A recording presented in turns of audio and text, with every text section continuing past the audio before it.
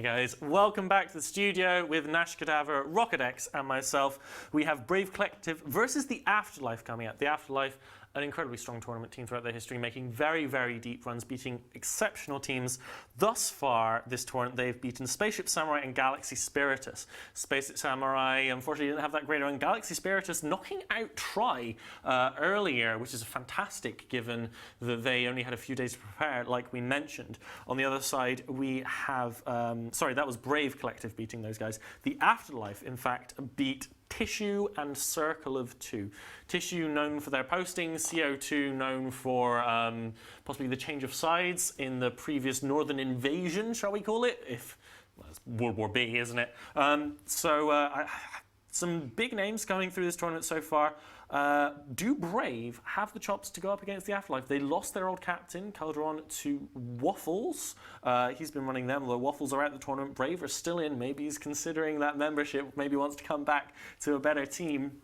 But yeah, what do you guys think about this match? Rocket, who do you think is going to win, Brave versus Afterlife? I'd go with Afterlife. They're a very well-established alliance. They know what they're doing with smaller kind of skirmish doctrines. It's something that they've been doing for quite a long time now. They have tournament experience. They're relatively well known for their subcat work as well. I'm not really sure Brave has the what it takes to go up against them and come out on top. Nash Cadaver, how about you? I'm going to go with the underdogs. I'm going to go with Brave. Fantastic. We do have a little bit of time, so we're going to do something that we were talking about doing early on today.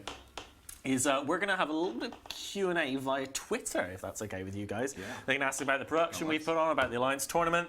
So go to Twitter. You can add me at CallMeApoth. It's been appearing on the stream throughout the day. If you send me your tweets as to questions or comments you have about today's tournament, about the production going on, you can send them. I've got them on my laptop here. So tweet them to at CallMeApoth, and we'll have a little bit of a Q&A as we go through the rest of the day. For now, however, we are getting ready for the Afterlife versus Brave Collective match.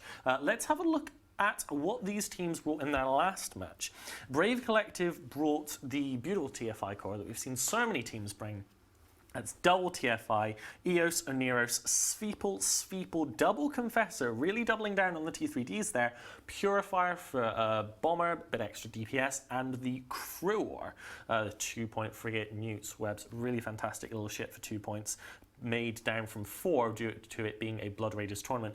On the Afterlife side, we've had double Astarte Neros, double Curse, which is a popular midsection we've seen people add in, with a Vigilant, which aren't fantastic in the tournament, but they do have 90% webs, they do a lot of damage, and then a ton of bombers, 4 hull bombers, 2 Purifiers, 2 Hounds. I mean, based on those comments, personally, I like the Brave one a lot more than I like the Afterlife one. What do you think, Rocket? Well, I mean, who has the curses? Sorry, the curses were from the Afterlife with the Astartes. Right, yeah, they're going to need to switch that out. I mean, I don't think that Newts are going to be great against the TFI doctrine. I think they're going to need to switch that up a bit. Maybe throw some jams in there. We've seen them switched out for Blackbirds in quite a few of the previous matches. I think they're going to need to look at doing that in this one. Yeah, Nash, speaking of all the archetypes today, have you seen any teams that you're a particular fan of? Any teams that you can remember that you really enjoyed watching in terms of what ships they brought? Specifically ships related, no, I think it's more based on piloting. I think slowly over the course of this tournament, and I always like to go for the underdogs. ABA didn't do very well last year, but I've got very high hopes for them. Obviously, my tournament favorites are still going to be the Tuskers, but that's based on experience and the skill. But I think if I have to support anybody else, I'd like to support ABA. They've got some really good small gang and solo pilots, and I think that's what I would base that judgment on. So I think they've got a long way to go. That's one of the great things about the tournament, is that you have both the amazing stories of all the teams and all the people we know and spend our times with the game, as well as these crazy comps, the different setups, the theory crafting that goes into the team. However, we are ready to go to the match now, so guys, get ready for Brave Collective versus the Afterlife.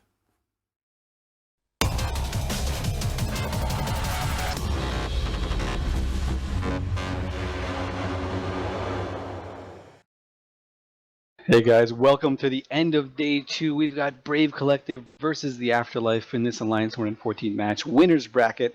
And let's see, the Afterlife, incredible tournament pedigree led by Fafu Waffy. They're going with a double Typhoon EOS core with a Oneros, double Swivel, 2 Bombers, and 2 Blackbirds to round out their support wing.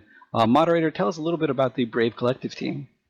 Yeah, Brave Collective are going with the Navy Scorpion, 2 Sleipnirs, a Scimitar, 2 Jackdaws, 2 Svipals, and 2 Hounds.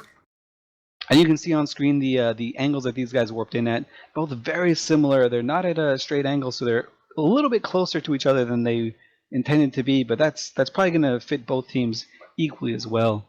These Brave Collective Jackdaws are going to have a field day against these bombers, I imagine, as well as the rest of their support wing. They're dedicating a lot of their support wing to these Tech 3 destroyers, so it really has to pay off for Brave Collective. Really good bans, pointed bans by the Brave Collective, banning the Astarte and the Curse, like linchpin ships that Afterlife has fielded in their previous matches.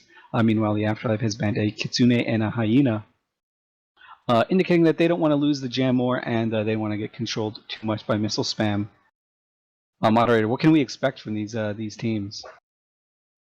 I expect the Afterlife to try to jam out the Hounds and possibly the Scimitar as well to prevent the reps from being on field and try to just lock out the long-range bomber damage on top of their heavy ships such as the Typhoons, the Eos, and the Blackbirds as well.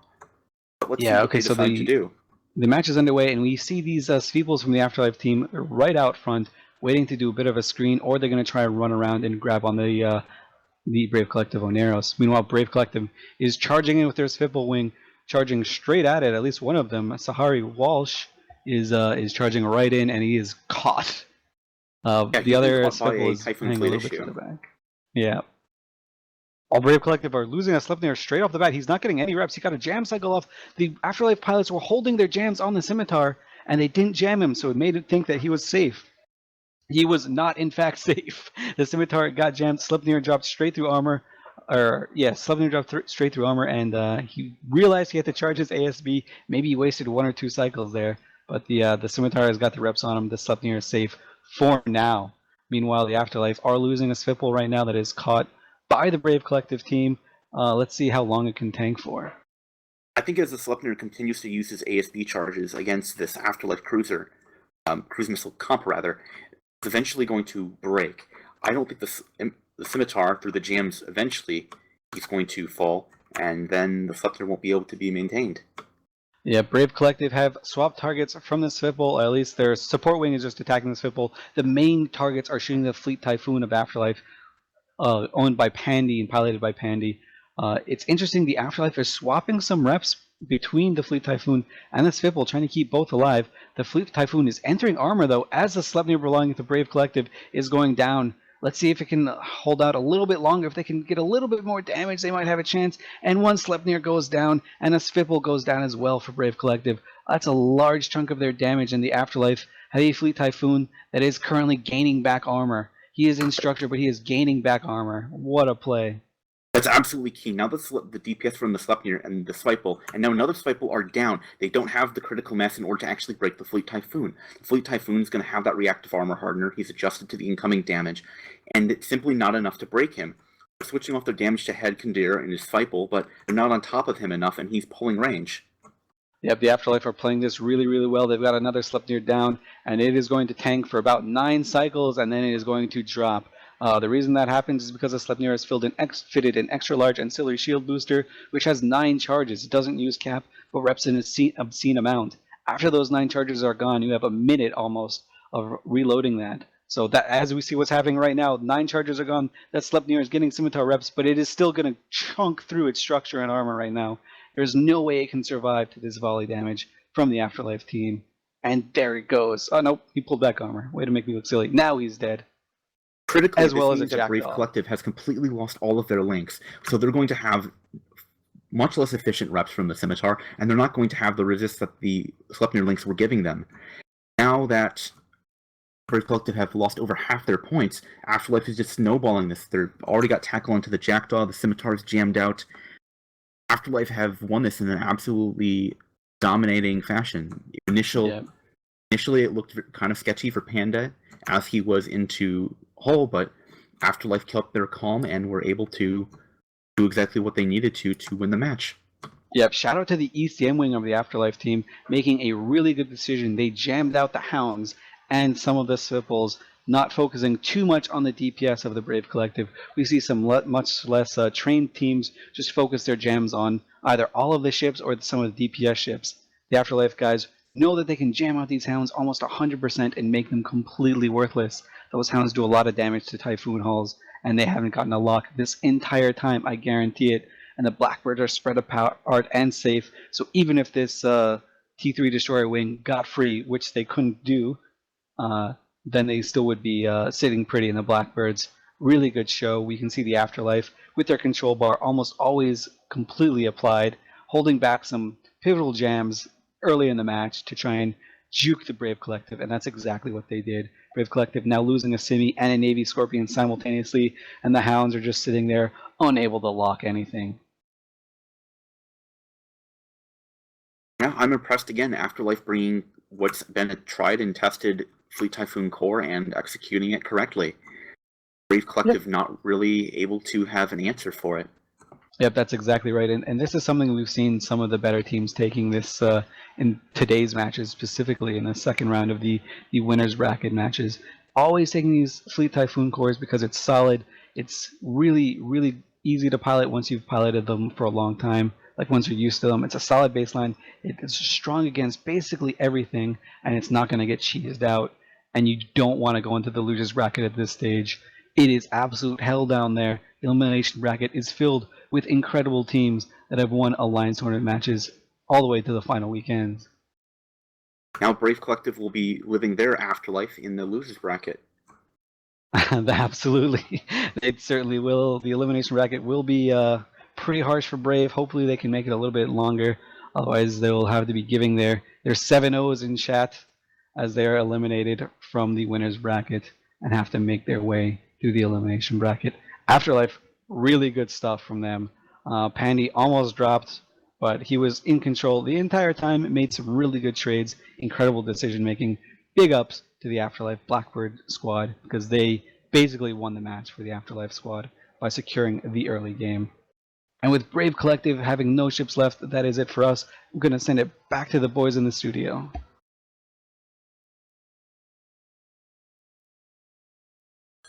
You just made me drop my fucking biscuit in my tea. I hate you.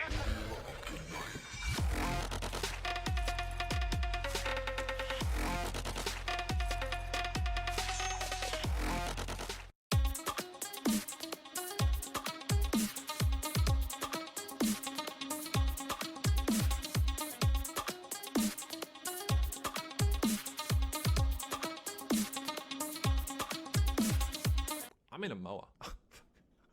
What is this hot drop like? Number 19? Ah! Really a titan for a mower? Dude hasn't been on a legitimate kill.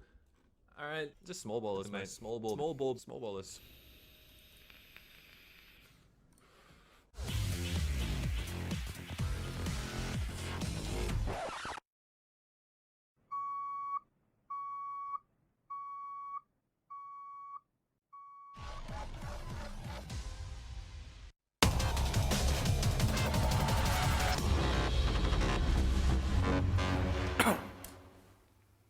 Hey guys, welcome back to a match that didn't look close, but was actually very close. I think Nash Cadaver wants to fill you in on the details there. I think my boys from Brave did very well. It was very exciting, certainly the first minute there or so. I think as soon as they started losing some stuff, the Sleipnir, I think it was pretty much downhill from there. They were so close to breaking that Fleet Foon, but the Hugh Lightbender from the Afterlife just held him alive, overheating those reps, pushing everything to the maximum. The Fleet Foon survived. They took out the Slep, they took out some more Brave ships, and from then it was easy sailing. And I think that's one of the things about the Alliance Tournament, where games can look so one-sided, even if it was balanced on a knife's edge early in the game. Do you agree, Rocket? No, yeah, definitely. I mean, what we saw early on in this game was right at the start, you have one battleship and two command ships going up against two battleships, command ship and support. So you immediately have more DPS against Brave. And you have to meet that baseline where you can break that Fleet Foon within the first minute or so if you're going to primary that right off the bat. And because they only had the two command ships and one battleship for DPS, they weren't quite able to do that. From there, it just went downhill. Without that first Sleipnir that got taken really low into structure, actually right away, he then caught reps and was rep back up, and then was later again knocked down. When he actually died, there was no way they could then break the Foon, and they were just getting controlled, and they couldn't kill the support either. So from that, it was kind of a landslide and went completely against Brave. Yeah, I mean, one of the things you've also got to remember about the Fleet Foon is usually they're fit with reactive armor harness. They take a while to spool up. You know, the Fleet Foon's going down, losing all its armor, but then the reactive spools up, and suddenly he's got the resist so that the Logi reps outclass the incoming DPS, especially when you lost that Sleipnir, as you said, and they just come back to full and they're fine. We do have some comments and questions in from the viewers. I'm really excited for this. Let's hope they're good and not just trolling the crap out of me. Most likely. First question. I'm not sure if I should give names or not. Oh, it's a Dunk Dinkle of Brave Collective, lovely guy, fellow writer on CrossingSeables.com. He asks, exactly how OP is the Sweeple? I'm sad we don't have Suetonia here anymore, but Rocket, do you want to cover why the Sweeple's pretty good? I mean, I know you're normally a capital pilot, but even you, in your capital world, may have heard of Swipples. I don't normally fly them or shoot them, but so the Swipple it was started off very, very powerful. They have dialed it back a little bit. It has been nerfed. They made it a bit harder to fit. You now need to, for example, put an auxiliary a power core on if you want to fit a probe launcher as well, or to keep your NOS online, for example. So they made the fitting a little tighter. They've dialed back on, I think, the base speed was reduced as well, just to try and kind of take the edge off it, because it was outperforming the other T3 destroyers as well. It was also one of the first to come out, if you remember, because they released them in order of, I think it was points for something they did. They released them one at a time. The Svipple is still a very good ship. I mean, the problem really is that when they originally brought out T3 cruisers, what they said is they're gonna be good at various aspects. So you know what a recon can do, what a heavy assault ship can do, but they shouldn't really outclass the specialized ships in their roles. So a recon, for example, say a Hugin, would have a better web range than a Loki. When you take it down to the destroyer level, obviously you can't bobble the same way you can with a Dicta, but you would do more DPS, you tank better. They're great brawling ships, and well, they pretty much made assault frigates irrelevant. So I mean, they do need tweaking, I would say. They are very powerful in a tournament setting as well, functioning as both slightly heavier tackle but still with a mobility. They also do a lot of damage. They're good for chasing down bombers, that sort of thing. They are a very, very powerful ship, and it's not just Swipples either. Like they tend to be a bit more prevalent because their tanks are a little stronger. They have the flexibility to do either shield or armor, which you don't get with some of the others. You don't really get shield tank confessors or Hecates at all. Yeah. Thank you for the rundown on that. The next question coming in from Mandanol or Godofgo. He says, can you bring back the hat, please? Now, I will make a deal with you, Twitch chat. If you guys stop being so jealous about my glorious mane, I will cover it up with the hat by the end of the show. If there's no more comments in the Twitch chat, then, you know, the hat will come back, but you've got to behave. I think that's somewhat unlikely to be. You've got to eat your greens before you have a good your solution there for you, Apol. I think looking at your Twitter, you're a little bit anemic on followers. So I think the solution here is if everybody in Twitch chat could maybe make a little bit of effort and go to Twitter, click the little follow button, and if in the next 20 minutes you gain 200 followers, the hat comes back. If we hit 1.2k. Is that a good point? I think that's fair. That sounds fair. That sounds fair. I guess so. Next question. It's actually a comment from Mr. Hyde, your colleague in the CSM. Very nice. Another member of Pandemic Legion, as it happens. He says, comment, death to all frigates. Question, do you agree? Rocket. I do, yeah. Except for the ones that like Sinos. I like those ones. Yes, those ones are good. Nash. See, I've secretly been hiding this from Mr. Hyde, funny enough. Are you a frigate? I'm a frigate fan. You know, I do like my frigates. I have to say, my favorite ship in the game has been battle cruisers, funny enough, until I met Mr. Rocket and he made me fly anything that requires a Sino to move around. But frigates are nice. They're, you know, they have their place. I think they're overused and they are perhaps too common and too popular right now. I would like to see some bigger stuff, but I think they have their place. So I'm not a frigate hater. Not a frigate hater, but not not death to them. People Not kind death- of, people not death to kind frigates. of like underestimate how difficult frigates are to fly as well. You know, they're not worth a lot of IST, but they do require a lot of skill to fly. To fly a battleship, it's very slow. You can make a mistake and then rectify it. If you make a mistake in a frigate, you can get insta-popped. You can get tackled. The fight is over. If you lose that, it requires a lot more input in terms of your actions with your keyboard and your mouse in order to actually be a good frigate pilot. So if you've got a great frigate pilot, there's going to be a bit bigger difference between someone with that experience and with that background than someone who's maybe not as experienced. You wouldn't perhaps see that so much with larger ships, battleships and upwards. You're not going to see that quite so much. It's not going to be quite so obvious. One last question before we go into the next match is actually for you, Mr. Nash Cadaver. It's from RVB's Thakla, friend of Eventi, I'm sure. He asks, is your day ever complete without a pint? The answer is no. You cannot have a day without at least a few beers, in my opinion. and Alcoholism running rampant here in Nottingham, ladies and gentlemen. It is. And with that, It's not quite a pint though. It's a small tumbler Small of pint, beer. but just fill them up quicker. he's getting started. He's getting started before the show's even over. Now, let's go into our next match, which is